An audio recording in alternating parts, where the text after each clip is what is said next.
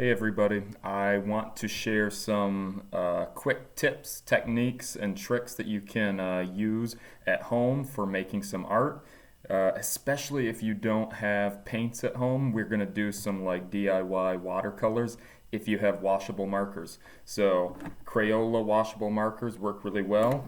You can't use Sharpies because they're not washable, so it has to be a washable marker for this to work, but let's test out some ideas. We're going to experiment a little bit because, as we know, artists are also scientists, mathematicians, historians. We do all sorts of other things in art, and they're all connected. So today we're going to put our science cap on and get to work. So for this, you'll need a piece of paper. You'll also need some aluminum foil. All right, you're probably thinking, what on earth? So the washable markers on the aluminum foil, we're going to make a print if we get that paper wet. So with the washable marker, and remember, try to not mix too many warm and cool colors together because you'll make kind of a muddy mess. So I'm going to stick with warm colors right now.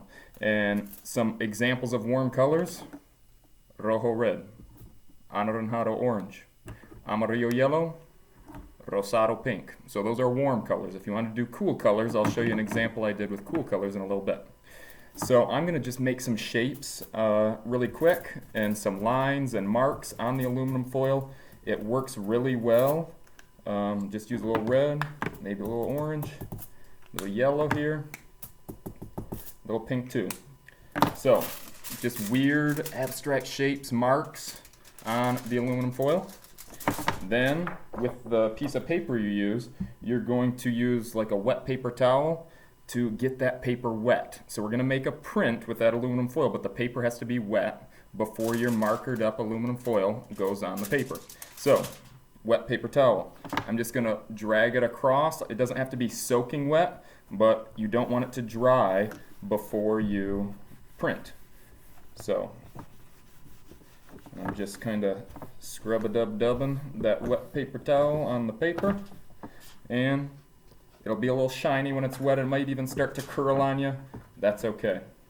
So I have it wet, and then I'm going to take the aluminum foil and I'm pressing it down, tappy tap tap on the wet paper like so. Smooth out the corners a little bit. And then this could be an abstract painting in itself. Once it's dry, it could be the background to a drawing or other painting, and you can use all sorts of other materials on top of it after it's dry too. So I'm going to reveal and take off the aluminum foil, and voila, I have a warm colored background. The colors kind of mixed a little bit, and that's okay because they were all warm colors in the same family. If there was warm and cool colors, you might get some muddy brown, and maybe that's what you want. So you test it out, do some experiments, see what you get. So I'm going to let that dry before I draw on top of it later. The beauty of the aluminum foil, you can wash it off and reuse it. All right, reduce, reuse, recycle. So I can easily use that wet paper towel, scrub-a-dub-dub that aluminum foil, and it's coming clean. I can reuse it later once it's dry and go on top with markers again.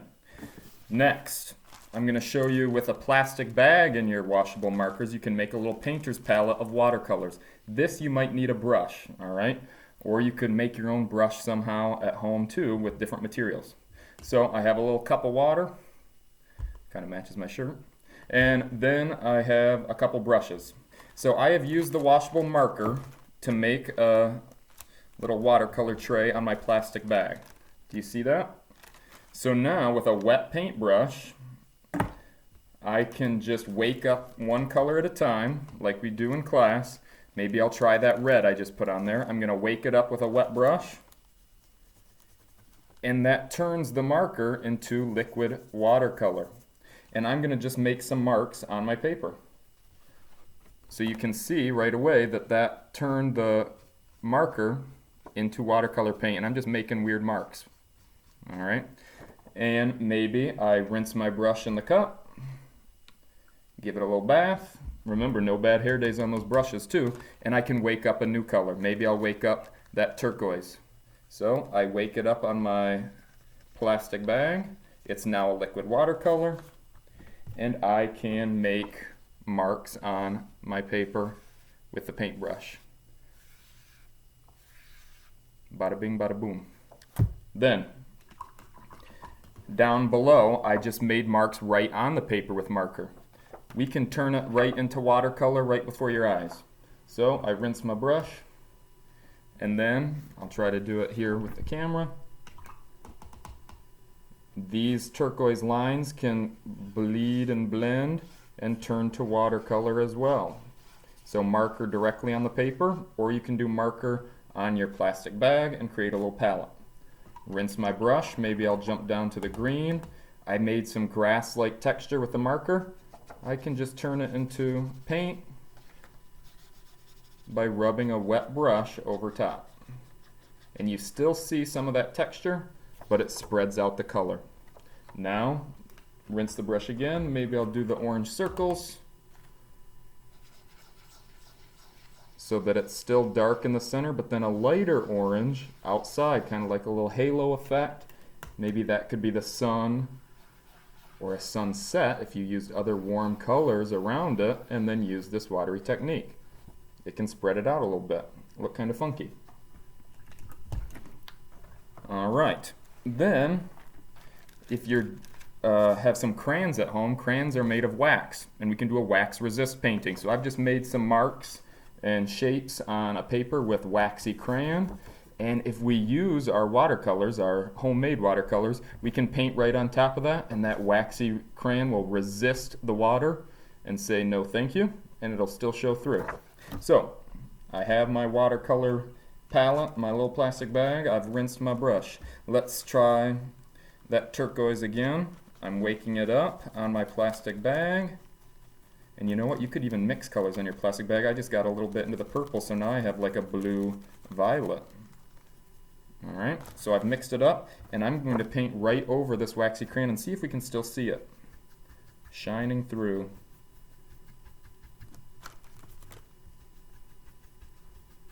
So I just painted over, but you still see the waxy crayon marks. But then the background color is that blue-violet paint I just mixed on the plastic bag.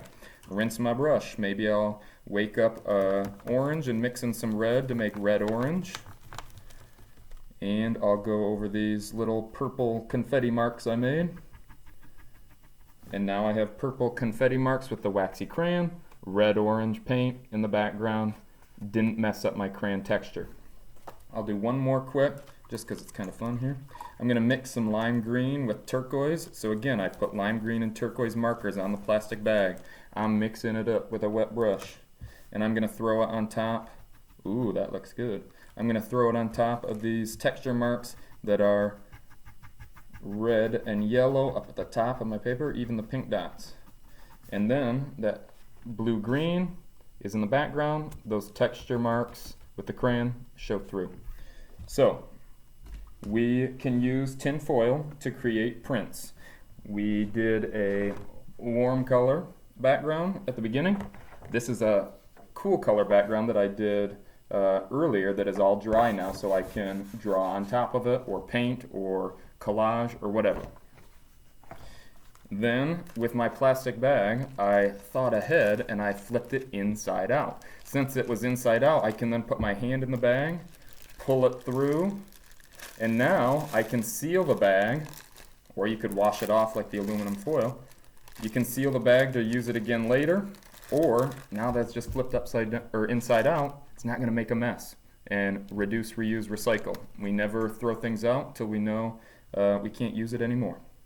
Then we use wax resist with the crayon and our watercolors, and we use marker on paper as well to create watercolors. So if you don't have paints at home, you can make your own if you have washable markers, tin foil, plastic bag, and a wet paintbrush. You can also make prints and then collage with them.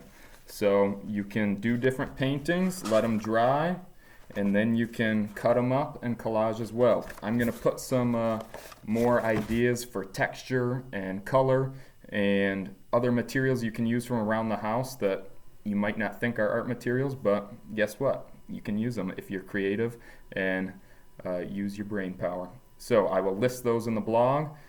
Show me what you make with some of these materials if you try it out and test it out like a scientist, and keep up the good work. Adios.